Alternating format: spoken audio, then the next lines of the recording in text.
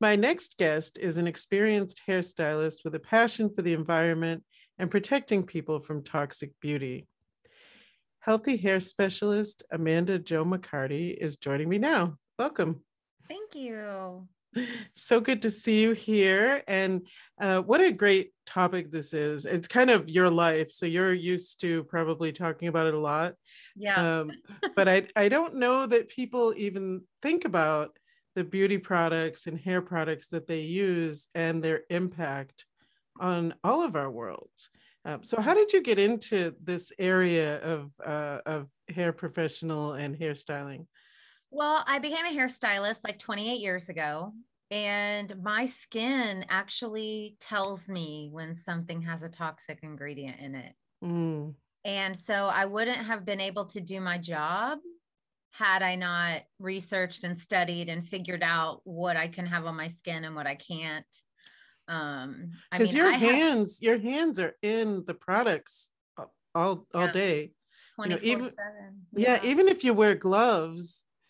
And when you wear gloves, you pull people's hair. Oh, right. Yeah.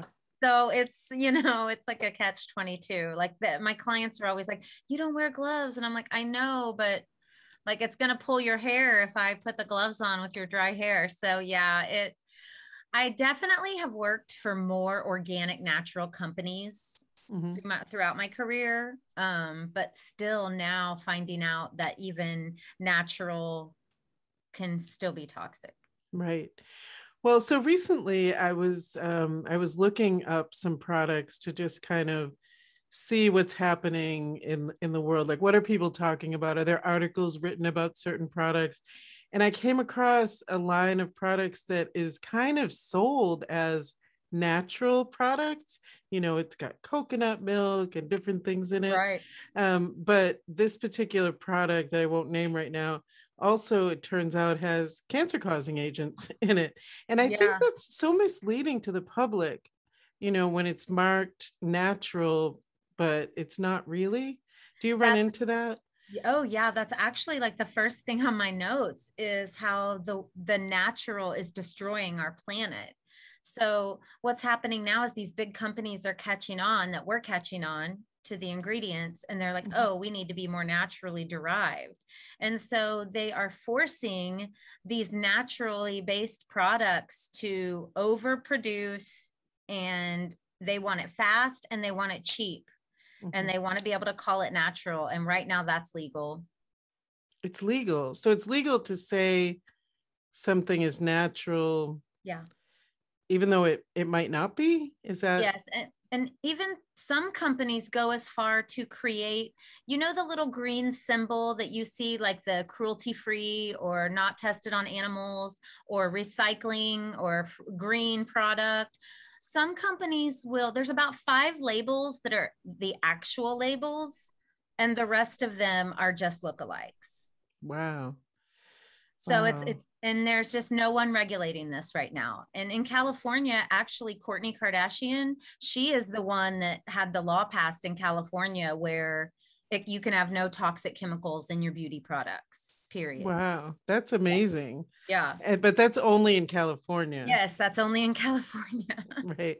Yeah. So there's not really regulation to say, you know, when you're in a store, like, and you just are looking for something, a hair product, um, whether it's shampoo or conditioner or styling products, there's not really any way to know what is in there exactly. No, there isn't. That's why I prefer to go with private labels, companies that scientifically test their products, have Mhm. their own studies on their products, so that I can go in and read them and say, okay, like, is that good enough for me and my client, or Mhm. do I need more? So we talked about the sort of the ingredients, and you mentioned something that is important, and that's cruelty free and not testing on animals. Is it possible to find products that are not tested on animals that are affordable for people? I believe there are. I believe there's plenty of choices to that are out there. And that's one of the services I'm offering right now is like some people don't have the time. Mhm. They want to use good stuff, but they don't want to do the research. Mhm. you know. And so that's what I do with my business, is I kind of coach people on, I don't only do beauty products, but we're talking about all personal care products, Mhm. cleaning products, any product. If it's in a tube, if it's in a plastic bottle, it's probably dangerous. Wow. You know, like, Yeah. And if it's not dangerous to your person, I was thinking in preparation for this interview, whatever we use in the shower or bath goes down the drain, right? I was thinking about that. yeah. Where is that going and what is in it? And maybe it's okay for me to put on my body, but is it okay to then leave my house and go into the general, where the Well, water goes? Where does the water go? I don't know. all water leads to the ocean. Mm-hmm. So that's one of the things that I wrote down. One of the notes was that, and I don't know if you know this or not, but I've volunteered with the sea turtle trackers here in Florida Oh, for the first nice. year and a half that I lived here, and I saw this firsthand. But Mhm. turtles and marine life, they ingest microbeads, wipes, and plastic bags because they look like jellyfish. Oh my gosh. And so then it clogs their digestive system and they just die because they have a blockage. Wow. And that is 100% of sea turtles in the world have plastic in their stomachs. Wow. That's the statistic on that. And it just, it's not safe on our bodies. It's not safe in the water. It's not safe in the soil. I've even had people tell me, like, you're scaring me. And I'm like, well, I mean, maybe that's what it takes to make a change. Well, and so if the truth is scary, to me, that's time for action. Yes, Right. ma'am. I mean, Um, that's kind of the reason I started working with the company that I work with now, the hair care and skincare company, because are they number one? Are they the best? I don't know, but they passed all my tests. so what are your And tests? Wait, I want to know, what are your tests? well, for shampoo, it's the way that it feels on my skin and the way that it rinses. Okay. So if I have any kind of reaction to it, I'll check in the mirror to see. And then the way that it rinses. So a lot of times, inexpensive products with a lot of fillers, those are the dangerous products. Mhm. They can build up in your hair. You can feel them in your hair still, even when you think you've rinsed them out. And then the conditioner, rinsing clean, and my hair feeling like hair, not silicone hair. Mhm.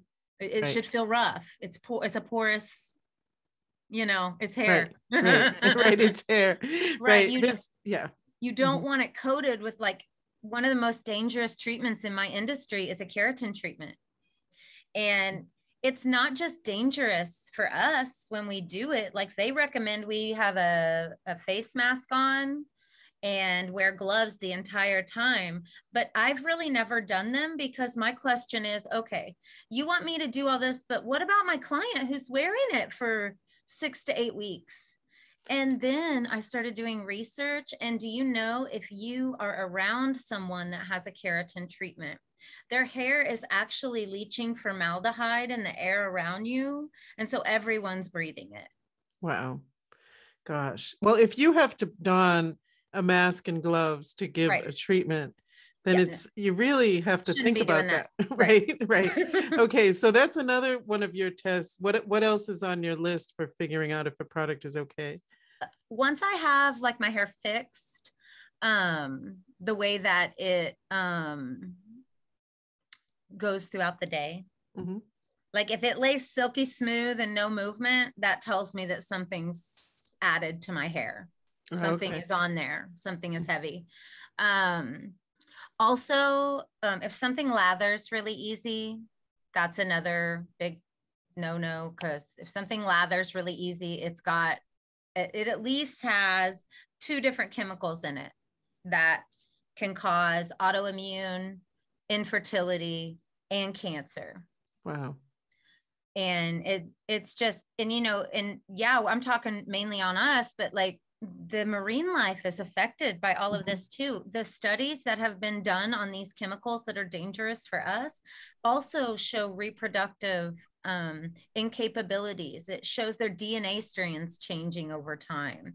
It shows major endocrine disruption, which is hormonal, autoimmune, all of that. Like, I'm going to say this out loud on this podcast, and I don't know where it's going to go, but it's just an epiphany that I had, which I love the Kardashians. I kind of grew up in that era. I like watching them. They were my housewives of wherever that everyone loves.